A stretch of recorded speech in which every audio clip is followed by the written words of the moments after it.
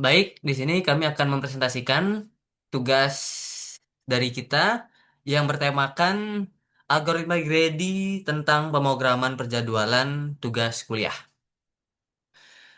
Algoritma Grady merupakan suatu algoritma untuk menyelesaikan permasalahan, terutama permasalahan optimasi dengan cara memecahkan personal secara langkah per langkah sehingga pada setiap langkah akan diambil pilihan yang terbaik.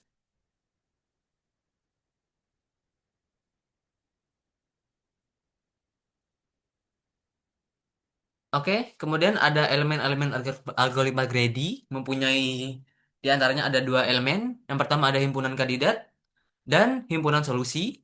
Himpunan kandidat berisi kandidat yang dapat dipilih pada setiap langkah algoritma Grady. Kemudian himpunan solusi berisi elemen himpunan kandidat yang sudah dipilih dalam membentuk solusi akhir. Dengan adanya elemen ini dapat membantu menyelesaikan pekerjaan sebelum deadline. Kemudian ada transformasi permasalahan ke algoritma Grady. Untuk menyelesaikan permasalahan penjadwalan pengerjaan tugas, digunakan strategi yang mirip dengan permasalahan penjadwalan pekerjaan. Bedanya dengan fungsi objektif yang digunakan adalah sebanyak mungkin tugas yang bisa diselesaikan secara fungsional fungsi seleksinya, memilih pekerjaan dengan bobot terbesar. Kemudian ada eh, contoh algoritma Grady. Di sini ada contoh kasus tugas kuliah yang menumpuk. Setiap tugas memiliki tingkat kesulitan masing-masing yang dipengaruhi juga dengan jenis, banyaknya tugas, pemahaman mahasiswa dan akan materinya, serta koordinasi dan kemampuan anggota kelompok pada kasus tugas kelompok. Oleh karena itu, pada makalah ini kita akan dibahas suatu strategi untuk menyusul jadwal pengerjaan tugas menggunakan algoritma Grady dengan memperhatikan deadline dan tingkat kesulitan pengerjaan tugas. Kemudian akan dilanjutkan oleh teman saya.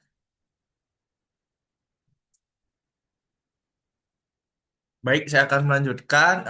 Ini adalah alokasi waktu pekerjaan harian mulai dari tanggal 21 Mei 2022 hingga 31 Mei 2022. Dan di sebelahnya adalah hasil akhir penjadwalan. Nah, penjelasannya, pilih kandidat dengan bobot tertinggi yang memiliki waktu pengerjaan kurang lebih 18 jam. Dipilih teks 5 dengan bobot 46,33 dan durasi pengerjaan 11 jam. Teks 5 dimasukkan ke himpunan solusi untuk tanggal 30 Mei 2022. Variabel jadwal hari. Teks 5 dibuang dari daftar teks tersedia. Kurangi alokasi pengerjaan sebesar 11. Hasil akhir menjadi alokasi waktu sama dengan 18 dikurang 11 adalah 7 jam. Jadwal hari yaitu sama dengan teks 5. Selanjutnya adalah algoritma ini ditentukan oleh banyaknya subtugas dan banyak hari yang diperiksa. Misalkan banyaknya subtugas adalah N dan banyaknya hari adalah M. Pada loop luar akan dilakukan literasi sebanyak M kali. Pada loop dalam akan dilakukan beberapa aksi. Meski sudah cukup bagus, algoritma penjadwalan tugas ini memiliki kekurangan, yakni bergantung pada alokasi waktu yang disediakan mahasiswa setiap hari. Akibatnya, ada kasus tugas yang sulit dan membutuhkan waktu banyak, namun mendapat jadwal pengerjaan dekat dengan deadline karena ada tugas lain yang jauh lebih dekat deadline-nya, serta alokasi waktu yang ada baru cukup untuk mengerjakan tugas saat mendekati deadline. Untuk kedepannya, program bisa ditingkatkan dengan memungkinkan adanya pengerjaan parsial, di mana subtugas yang ada bisa dipecah pengerjaannya di hari yang berbeda. Oke.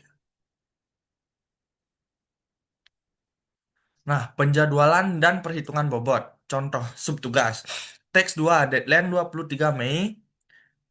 Teks 2 SK5 durasi 4 jam. Bobot dihitung yaitu 100 dibagi 23 kurang 21 plus 2 plus 5 dikurang 5 yaitu hasilnya adalah 52. Setiap hari, subtugas diurutkan berdasarkan bobot dan dipilih hingga waktu habis. Tujuannya adalah menyusun jadwal harian yang efisien. Dan ini untuk floor chartnya. Program penjadwalan tugas kuliah. Yang itu pertama dari mulai terus memasukkan data tugas dan deadline, mohon maaf. Habis itu prioritas, urgensi atau deadline. Selanjutnya algoritma penjadwalan miss earliest due date. Selanjutnya ada konflik, yes atau tidaknya, yaitu akan menampilkan jadwal dan selanjutnya sesuaikan prioritas lah. Dan selanjutnya selesai. Selanjutnya akan dilanjutkan oleh teman saya Asta.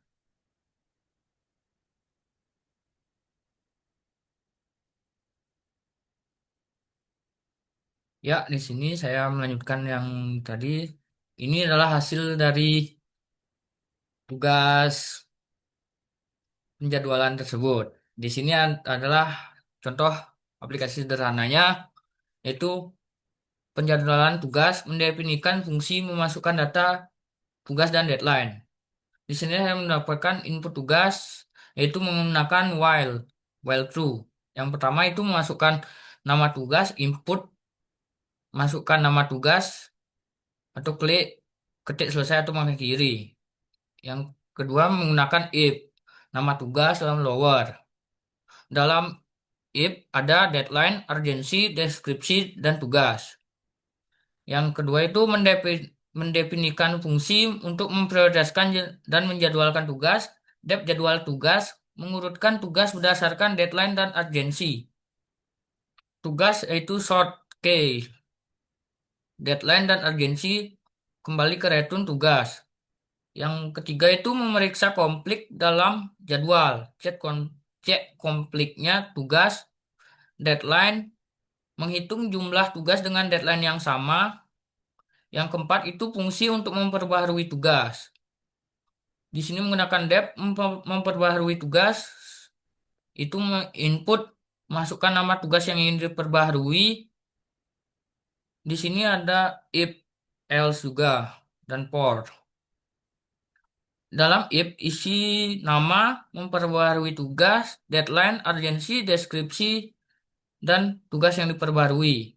Dan tugas di sini ada opsional tugas tidak ditemukan.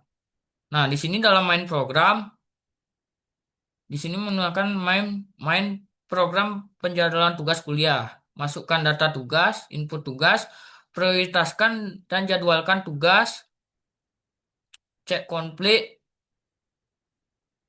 ada konflik dalam jadwal, deadline dan memiliki kok tugas. Print dalam di sini jadwal tugas, yaitu selanjutnya menambahkan opsi dan untuk memperbarui tugas. Di sini print selesai. Yang terakhir menjalankan program. Nah, di sini hasil dari program penjadwalan tugas. Memasukkan nama tugas dan memasukkan deadline tugas, memasukkan level urgensi tugas, dan deskripsi tugas opsional. Yang pertama saya masukkan contoh tugas proyek logaritma, masukkan deadline-nya 2025 bulan 7 2023. Masukkan level urgensinya, saya memasukkan level paling mendesak yaitu 4. Masukkan deskripsi tugas yaitu masih proses. Nah, dalam dalam jadwal tugas sudah masuk tugas proyek multimedia deadline 25.06.2020 bulan Juni tanggal 29. Urgensinya itu 1 urgent. Ketika ingin memperbarui pencet ya, masukkan nama tugas yang diperbarui, tugas proyek multimedia. Tugas tidak ditemukan itu jadinya selesai. Sekian dari presentasi kelompok kami. Mohon maaf jika ada salah kata. Sekian, terima kasih.